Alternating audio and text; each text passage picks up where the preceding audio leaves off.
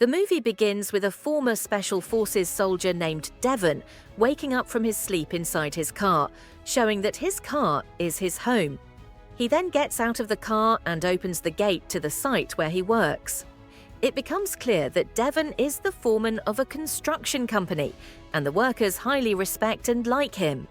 One of the workers even brings him food prepared by his wife, and Devon thanks him for it. Devon talks to the workers, encourages them, and tells them that they have a lot of work to do today, which must be completed on time. He promises them a bonus if they finish the work as required. After that, he leaves them to continue their work and enters the office, where he greets Carla and Joe, the company owners, along with Jenny, who is in charge of accounting. From their conversation, it is clear that they consider Devon part of the family. Meanwhile, Jenny asks Joe for his bank card to withdraw some money as she plans to go out with her friends that night. Devon smiles when he sees Joe trying to convince her not to spend too much money, but under her insistence, Joe finally agrees and gives her the card. At that moment, Devon notices a car stopping at the site, and people who appear to belong to a gang get out. These individuals attack the worker who had brought Devon his food. Devon tries to talk to them calmly to leave the worker alone, but one of them insults him and tells him to stay out of it. Devon loses his temper, throws nails at them, and then attacks them violently, which frightens the worker, who later thanks him for saving him. Devon reassures him and returns to his work. Later, Jenny approaches Devon after seeing him fight with the gang. She asks if he was a soldier, as she noticed that his movements during the fight were professional. She tells him that her grandfather was a former soldier, and she had seen similar movements from him before. Furthermore, she asks Devon to teach her some self-defense moves, but he ignores her request and asks her not to tell her parents about what happened. Jenny agrees, then gives him food prepared by her grandmother, knowing that he lives alone and has no one to care for him. Devon thanks her and asks her to thank her grandmother on his behalf.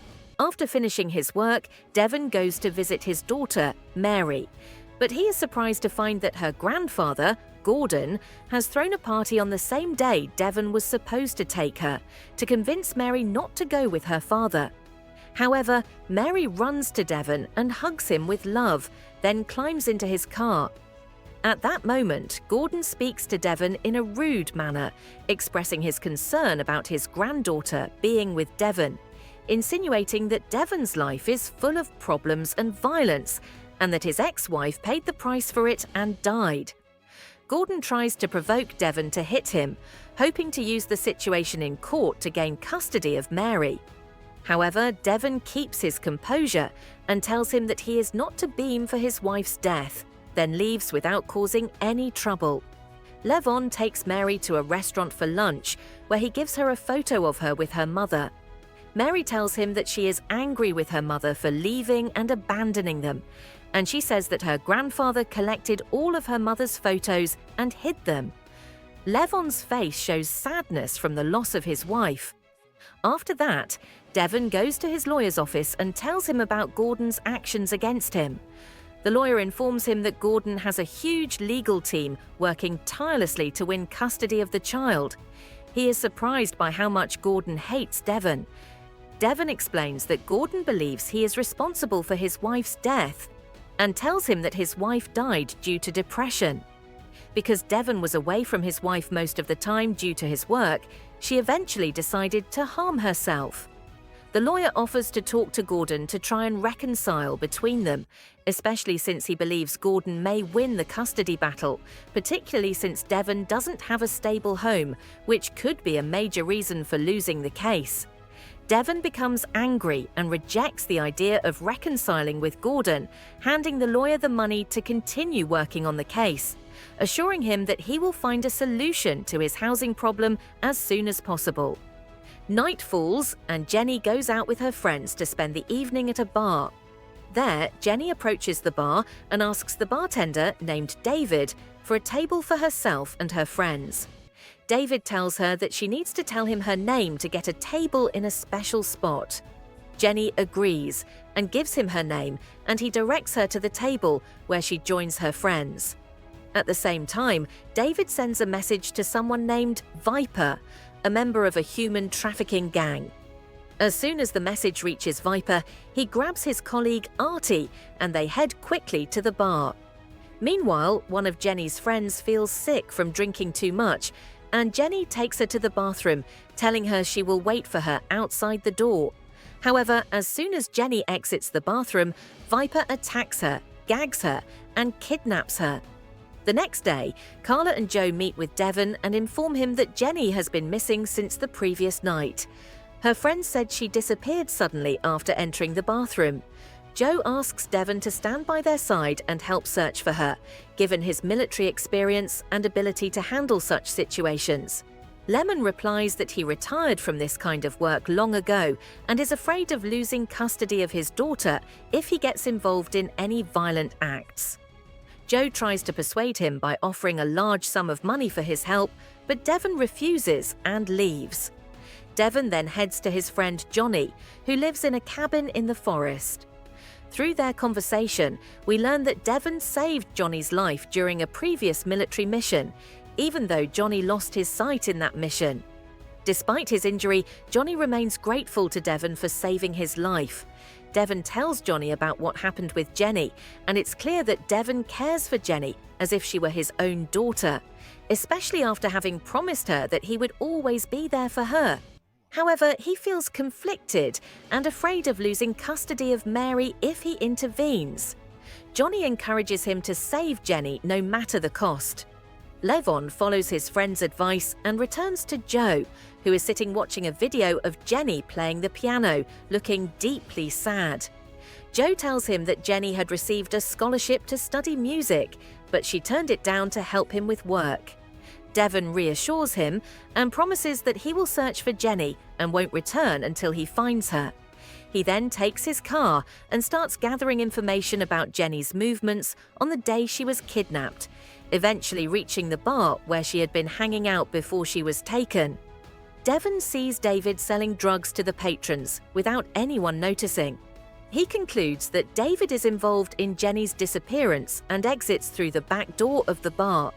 While inspecting the place, he discovers that the surveillance camera wire is cut, and he continues his search until he finds a bead from Jenny's necklace, which makes him realize that she was resisting during her kidnapping. As the night ends, David locks up the bar and gets into his car, with Devon having placed a tracking device on it. Devon follows David until he reaches his home and manages to enter without being noticed. David is shocked when he sees Devon entering with a weapon in his hand, and Devon disarms him before he can defend himself. Devon shows him a picture of Jenny and asks about the people who kidnapped her. But David denies knowing anything and tells him that he has given all the information he knows to the police and has no additional details. However, Devon knows he is lying, so he takes him to the bathroom, puts him in the bathtub, and turns on the water to submerge his face. Under this pressure, David admits that the people who kidnapped Jenny are members of a very dangerous gang and warns Devon to stay away from the matter, as they could kill his entire family if they find out. But Devon ignores his warning and demands the name of one of the gang members. At that moment, two of David's acquaintances arrive and call out to him. David screams for help. Devon walks out of the bathroom in front of David, but the two men immediately open fire without hesitation. Devon returns fire, killing both of them. He then takes the money they had, and when he notices tattoos on their bodies, he realizes they are affiliated with the Russian mafia. Devon stays hidden near David's house until the next day, where he watches two men get out of a car with their boss, Solo, and enter the house. Solo is furious when he sees the bodies of his men and realizes that the money has been stolen. He orders his men, including Danyavanko, to find the person responsible for this crime as quickly as possible. At that moment, Devon sees a cleaning company vehicle and a girl gets out to clean the place and hide the evidence of the crime. Solo, along with Danyavanko, rushes out, and Devon follows them in his car until they reach Solo's house. Devon parks near the house, takes some of their equipment, and hides among the trees to monitor Solo. From there, he watches Solo beat his wife. After she leaves the house, Devon sneaks in, pours hot coffee on Solo's face, and punches him until he loses consciousness. When Solo wakes up, he finds himself tied to a chair near the pool. Devon removes the tape from his mouth and asks if he knows who he is, to which Volo replies that he knows Levon well and is aware that he works for the Russian mafia. Solo warns him that he's made a grave mistake by killing his men and stealing his money, condemning both himself and his family to death. However, Devon remains indifferent, slaps him in the face, and tells him that this is his punishment for beating his wife. Devon then throws the money he took from David's house at him and assures him that he doesn't need his money. He shows him a picture of Jenny and demands that he return her to her family, explaining that she was kidnapped during their drug distribution. Solo becomes enraged and harshly mentions a person named Dim, using foul language in Russian. Devon admits that he doesn't understand what he's saying and demands that Solo hand over Jenny in exchange for his life, but Solo continues to insult him. At that point, Devon cuts the rope binding him and leaves him to drown in the pool. As Devon leaves the house, it's revealed that he had been recording Solo's confessions and translating them. From the translated recording, Devon learns that Dim is responsible for Jenny's kidnapping. Shortly after, the cleaning crew arrives to dispose of Solo's body and erase all traces of the crime. Meanwhile, Simon, Solo's brother, arrives, and we learn that Danya Vanko is his son. His men offer condolences, and Simon enters the house, mourning his brother's death. Simon watches the camera footage showing Solo's murder at Devon's hands and is astonished by Devon's boldness. He decides to take revenge for his brother and orders his sons to bring Devon alive so that he can kill him himself. At the same time, we see Jenny held captive in an unknown place. Artie enters disguised, gives her food and new clothes, then threatens her with a gun, demanding that she eat and wear the clothes, or she will kill her. Meanwhile, Devon contacts one of his former military colleagues, who now works in anti-narcotics, and asks him about Dim. His friend informs him about the bar Dim owns, where he distributes drugs. Without hesitation, Devon heads to the bar at night, and at that moment, Artie is watching the bar through the surveillance cameras. She becomes suspicious when she notices that Devon has a weapon in his pocket. She asks her colleague, Chili, to go check what Devon wants. As soon as Chili sits next to Devon, Devon takes out a bundle of money and places it in front of him, and Chili understands that Devon is looking to buy drugs. He takes him to the gang leader, Dutch. Meanwhile, Artie informs Dutch that Devon is carrying a weapon and expresses her suspicion that he may be a cop. Dutch asks Devon why he has a weapon, and Devon replies that he carries it to protect himself from thieves, especially since he's carrying large sums of money. Dutch asked Devon to empty his pockets to ensure he wasn't a cop, but Devon refused and prepared to leave. Dutch then ordered his men to attack him, and Devon engaged in a violent fight with them, defeating them one by one. He managed to grab one of them and was about to kill him when Dutch shouted for the fighting to stop. Dutch approached Devon and told him that his combat skills were far superior to any police officers, guessing that he had served in the army. Devon confirmed this, explaining that he was a former soldier now working in the illegal drug trade with many clients in Chicago, and that he needed a large supply due to the capture of his financier. Dutch tested him by mentioning a specific price. Devon responded that the price was much higher than what was usual in Chicago, convincing Dutch, who agreed to meet him at a cafe the next day to deliver the goods. The following day, Devon went to the cafe as agreed, where he met Artie and Chili. He paid them money and they gave him a mobile phone, telling him that he would receive a call informing him of the delivery location. Devon took the phone, warned them not to betray him, and left. Later, Dutch called Devon and informed him that the goods were placed under the chair he had been sitting on, justifying it by saying he wanted to ensure Devon wasn't under surveillance. Dutch promised to contact him the next day to arrange for a larger delivery. Devon ended the call and threw the entire shipment into the river. In the evening, Viber and Artie delivered Jenny to the client who had bought her, named Garrett. When they asked why he chose her specifically, he replied that she reminded him of a painting he loved. He handed them a bag filled with money and gold and then entered the room where Jenny was held. However, Jenny scratched his face when he tried to approach her, causing Garrett to storm out, yelling at Viber and Artie to take her and kill her. Dim shook Devon's hand and handed him the bag of goods, expressing his happiness about the partnership that would follow. However, after receiving the goods, Devon threw them into the toilet and disposed of them, then returned to his apartment to spend his time reflecting on pictures of Jenny and her friends from when they were at the bar. At that moment, Viber was looking at the pictures and focused on Jenny. He opened David's phone and discovered that David had been in contact with Viber, meaning Viber was the one who had kidnapped Jenny. He then informed Devon that Viber was at the same bar where Dim's gang was. Devon went to the bar and parked his car to watch the place until Viber appeared. However, his presence was discovered by surveillance cameras. Meanwhile, Artie had received information that Danya Vanko was looking for Devon, so she contacted them and told them that Devon was standing in front of the bar in his car. They arrived quickly, and when Devon saw them, he got out of his car, stole a motorcycle from in front of the bar, and fled on it. But Danya Vanko got into their cars and chased him, firing at him. Devon managed to escape, but crashed into a police car or fell to the ground. At that moment, Devon was shocked to discover that the police had handed him over to Danya Vanko and taken the money from them. They then restrained him and took him in their car. They told him that Solo, whom he had killed, was their uncle. Devon mocked them and their clothes, which angered them, and they tried to hit him, but Devon fought back with powerful blows. Danya Vanko tried to shoot him, but Devon grabbed his hand and moved it away, causing the bullet to hit the car driver and explode his head.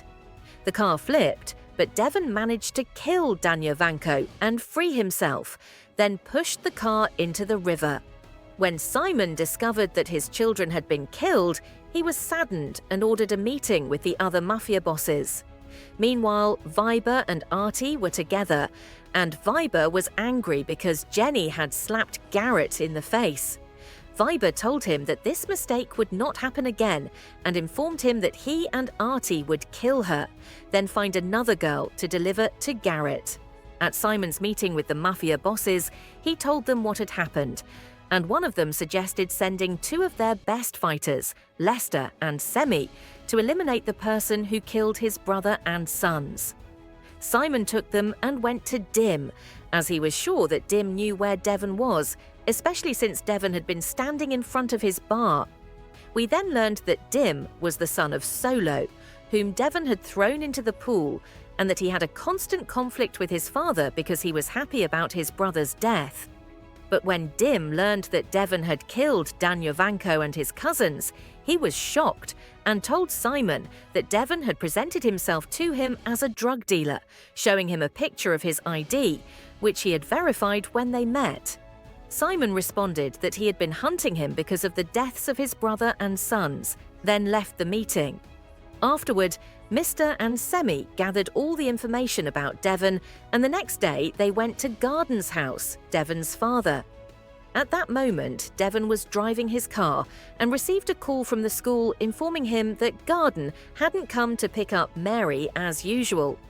Levon quickly went to the school, picked up Mary, and took her to her grandfather's house. On the way, Mary was puzzled that her grandfather hadn't come to pick her up, which made Levon worry and feel that something unusual was happening. When he arrived at Garden's house, he discovered that the whole house was burning. He got out of the car and entered the house to find Garden tied up on the floor. He quickly carried him out of the house. Here's the English translation. Garden told him that it was the Russian mafia who did this to him and began blaming him for what happened, saying he was the cause of it all. But Mary responded to her grandfather, telling him that Levon saved him from death. Garden felt he was wrong and apologized to Levon. Devon got into the car with his daughter Mary and headed to his friend Johnny's house. There, Devon told him everything that had happened and said he had reached Demi and now knew that he was involved in human trafficking. He confirmed that he knew the location of Jenny. Johnny took him to a weapons warehouse and asked him to choose the weapons and equipment he needed for the mission. Then Devon went to say goodbye to Mary and asked Johnny to take care of her. In the evening, Viber and Artie had taken Jenny to a remote location to kill her, but Jenny kicked them with her legs until they crashed the car into a tree. She managed to free herself and escape. Jenny kept running until she found a police car, but unfortunately it was the same corrupt police working for Demi's gang. They arrested her and handed her over to Viber and Artie, who were about to dispose of her. However, they received a call from Garrett telling them he'd changed his mind and wanted them to return Jenny to him. At the same time, Devon reached the location where Demi was, and he overheard him arguing with someone sitting with him. Devon moved quietly and killed Demi's men until he eliminated all of them. Then, Demi grabbed the girl with him and threatened to kill her, but Devon ignored the threat and shot him in the hand, severely injuring him. Devon told the girl to take the money and leave. Then Devon sat with Demi, showed him a picture of Jenny, and asked him about her. Demi replied that he didn't know her, but he knew the place where his clients went to buy the girls they kidnapped. He explained that it was a secret gambling club where businessmen from around the world gathered. Devon took Demi in his car to lead him to this club. They reached the place, Devon got out of the car, took Demi with him, and asked him how he could trade girls like commodities. Demi replied that it was all about money. Then Devon shot him and killed him. He took his bag and stormed the place where Jenny was being held. At the same time, Dutch arrived and learned what Devon had done, including taking Demi and heading to the gambling club. Dutch gathered his men to go there and finish off Devon. At the club, Artie took Garrett to the room where Jenny was held, her hands bound. Garrett approached her to take his revenge for what she had done. But suddenly, they heard the sound of an explosion, and it was Devon, who had blown up a bomb and stormed the club. He killed all of Dutch's men who confronted him. At that moment, Demi was on his way, and people were fleeing in fear. At the same time, Dutch's men arrived at the club, but Devon moved quickly and skillfully, managing to eliminate all of Dutch's men in seconds. He then got into a fierce fight with Dutch, who was very strong and kept hitting Devon. However, Devon managed to overpower him and kill him. After that, Devon left the place to search for Jenny. While hearing her scream from inside the room, he rushed to her immediately. When he saw Garrett in front of him, he shot him and killed him. Then he grabbed Viber and beat him until he died in his hands. As for Jenny, she managed to grab Artie with her legs and held her until she died. Meanwhile, Mr. and Civvy arrived at the scene, with the corrupt police officers behind them. When Civvy saw the police, he immediately opened fire on them and blew up their car. Inside the club, Levon freed Jenny from her restraints and took her with him to leave the club, but they were shocked when Mr. and Civvy opened fire on them. They hid, and Levon decided to use the camera in his rifle and aimed it at Mr., shooting him to kill him. Then he grabbed a grenade and threw it at Neaston, causing it to explode and kill him. After that, Levon left the club with Jenny, put her on the motorcycle, and they rode off together. But at that moment, Sayer called the mafia bosses and told them what had happened. The mafia boss responded that they had no connection to the girl or the man with her. He told Sayer that he had to take revenge for the death of his brother and sons. But the mafia boss told him that it was not in the mafia's interest, and they should forget about it, or they would be dealt with. Sayer was enraged and silent, then ended the call, shouting in anger. The next day, Levon arrived at Jenny's family's house, where they were surprised by her return and embraced her, thanking Levon for what he had done. After that, Levon returned to his daughter, greeted his friend Johnny and his wife, and they sat together to have a meal in a happy atmosphere. And so the story ended.